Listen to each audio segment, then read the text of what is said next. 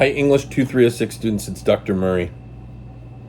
I wanted to make you a video in which I talk to you about essay number 1, your analysis of one of Shakespeare's sonnets. Not any one of his sonnets, but one of the ones I specify in the assignment sheet, number 18, number 27, number 29, number 73, or number 116, okay? So I'm looking at the essay assignment sheet. You might want to open that and look at it along with me.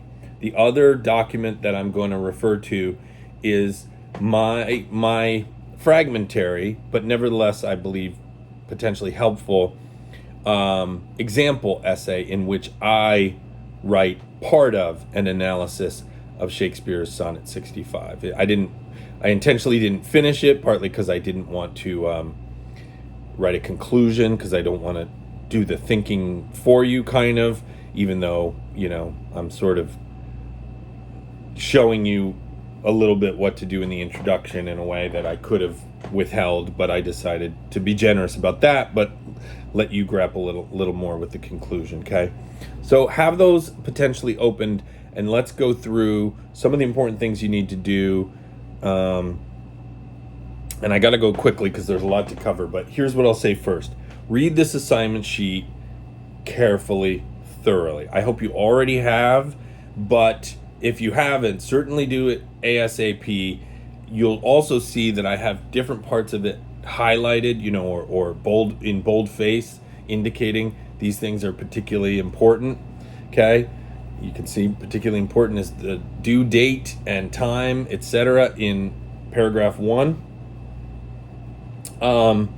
You can see that in the second paragraph, one thing I put in bold face is I want you to analyze the poem without consulting any sources, okay? No Spark Notes, YouTube, Wikipedia, Chat, GPT, or comparable sources, okay?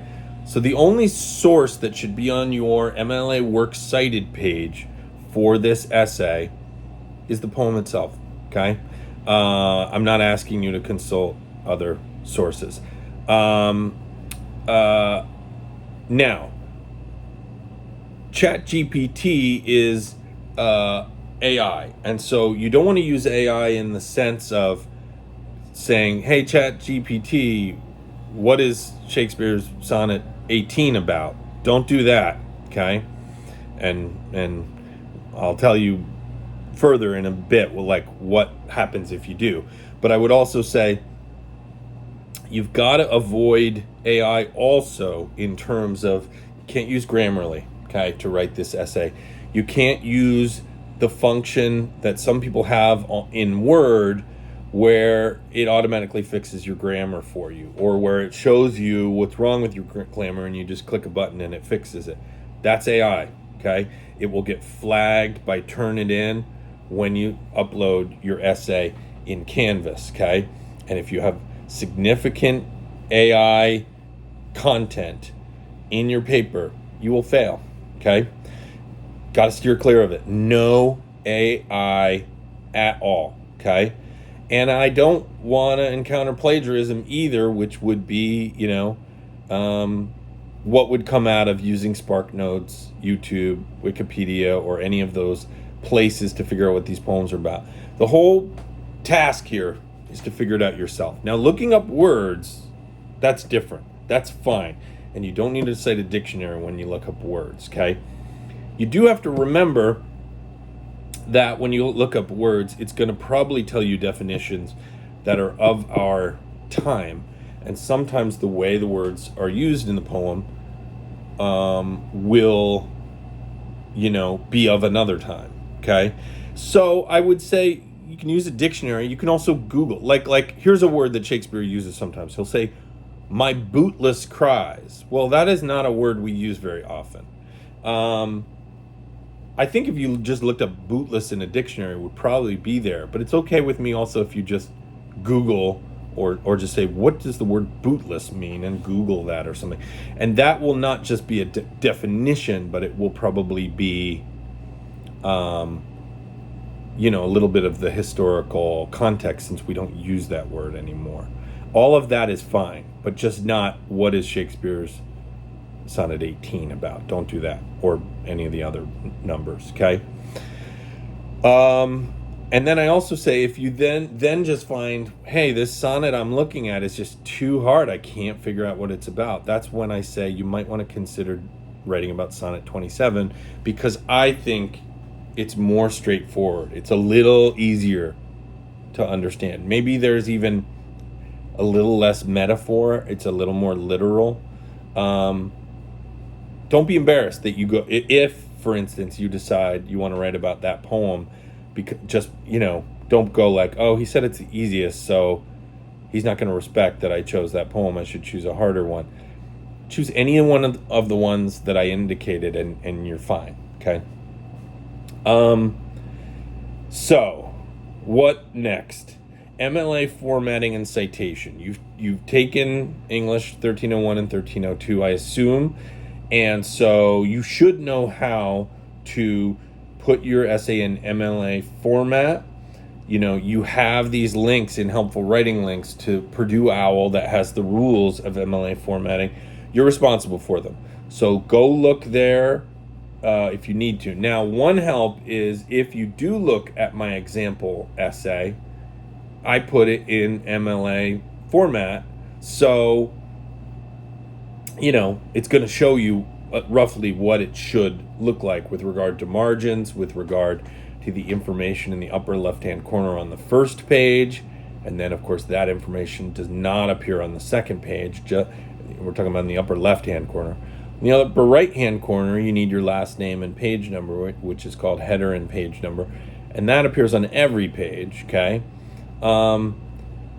So all those things, a title for your essay, but you don't put your title in boldface, you don't put it in 16-point font. Do it like I did it, do it like the rules say you should. You do need a works cited page at the end, but the only thing I'm really expecting that will be on that will be the poem, and it will be, as it came from, either poets.org or the Poetry Foundation website. Now, if you look up one of these poems in a book like the Norton Anthology of Poetry, you might find footnotes. And I would allow you to consult that if you wanted to. And I wouldn't even ask you to put that on your works cited page. You could just say in the text of your paper, a footnote in the Norton Anthology indicates, if you wanted to do that. You don't have to do that, but if you wanted to. But that would be the only additional source of information there. Now, except this, I do say in the assignment sheet that it's fine with me if you consult the documents that I have asked you to read so far, like for instance my overview of the sonnet in general, or my overview of Shakespeare's sonnets. And I wrote those, though I relied on a source that I think I reference on the sheet. But if you use that stuff, first of all, a lot of that stuff is common knowledge. But the other is, I'm not going to ask you to cite my document from this class on your works cited page. I mean, sometimes that would be cited, but I'm just not going to require it. But that's fair game, and that's some of the kind of information I have in the first part of my introduction. So if some of that helps you develop the opening of your introduction, fair game, and go to it. Okay, so that opening of your introduction of your essay, by the way, should probably just acquaint the reader generally with the sonnet and Shakespeare's sonnets. And mostly, one thing that's important to get across is that a sonnet raises a question or a subject for, I use the word meditation, but that just means kind of thought and consideration. Raises a subject, complicates it, meaning explores the difficulties involved, and then attempts to resolve it. Okay? You can see by that, raises it, complicates it, attempts to resolve it. Three things: beginning, middle, and end. And that's the general structure of what a sonnet does, a Shakespearean sonnet. And so that would be a worthwhile thing to acquaint the reader with generally. Okay? With that in mind, let's look now at the thesis of my analysis of Sonnet 65 in this sort of not fully completed, but this example essay that I give you that you can find in essay assignment sheets, etc. Okay, so my thesis for an analysis of Sonnet 65, which you should remember, you watched a video of me talking about that poem. I say in Sonnet 65, the speaker meditates on the fact that time destroys all things, beginning, and struck with terror, he wonders how beauty can be preserved from time's ravages, middle. Okay? Now, my thesis consists of 2 sentences, which is fine. So I got the beginning and middle into the first sentence. The second sentence deals with the end of the sonnet.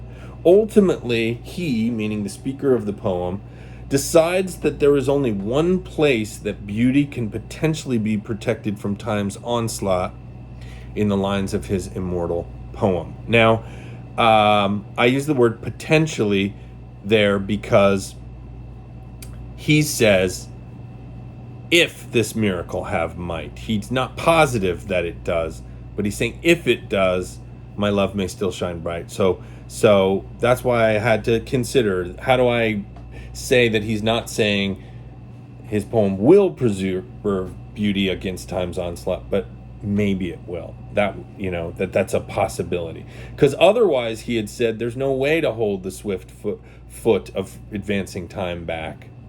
Unless, he said, okay. The other thing it's worth noting is, the turn, the volta, which I've talked about in a sonnet, which is you raise the subject, the sonnet writer raises the subject of the sonnet, explores it, complicates it, however you want to talk about it, dramatizes it, but then you go to this resolution in a Shakespearean sonnet that occurs near the rhyming couplet at the end. Okay, but somewhere in there, usually near the couplet at the end, is a turn where, in the case of Sonnet 65, it almost appears that the poem is just going to end by saying, oh, no one can hold time's swift foot back. But then that word unless opens the door, and that's the turn. Okay, so you might keep in mind for your analysis, where does my poem have a turn? And if you're not positive, don't sweat it. Just trust yourself a little bit, even if you're wrong. I mean, you have to be willing to take a chance, and part of how you learn is you take chances, and sometimes you fail, sometimes you succeed. I will appreciate it if you are just trying, because that's how you learn to read poetry. It's like, in the same way Kenneth Koch used a foreign language, you can't learn to speak a foreign language without being willing to make mistakes. Okay, so I would just say for your thesis, try to make sure that what you put forward is general, like mine is. I don't quote from the poem within my thesis.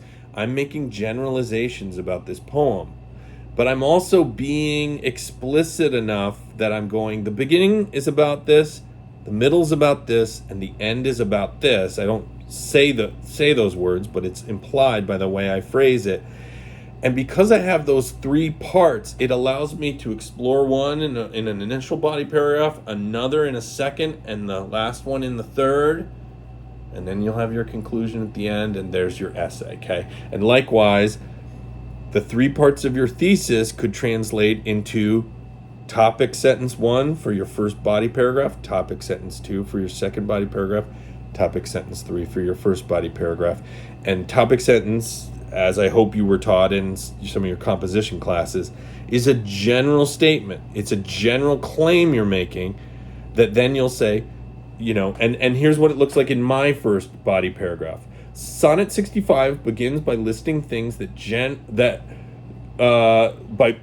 by listing things generally thought to be durable, and reflecting on the fact that in the full sweep of time, such things are actually ephemeral, which means they don't last. Okay? It's general, it's specific, I've already said a version of that in my thesis. It's the first thought from my thesis reworded as a claim, and then I immediately support it with lines from the poem. And then once you've gone claim, evidence is going to be lines from the poem, then comes the analysis where you explain how the quote you just gave supports the claim that you made. Do that in each body paragraph. Okay, I'm running out of time, so I'm going to say a couple things real quick. You got to consult the sheet on the rules of quoting poetry, okay? And in your conclusion, though you will revisit your thesis statement, you don't want to just repeat what you said, but you want to reflect on the significance of what you said. What have we learned, okay? I'm going to have to end there. Thanks.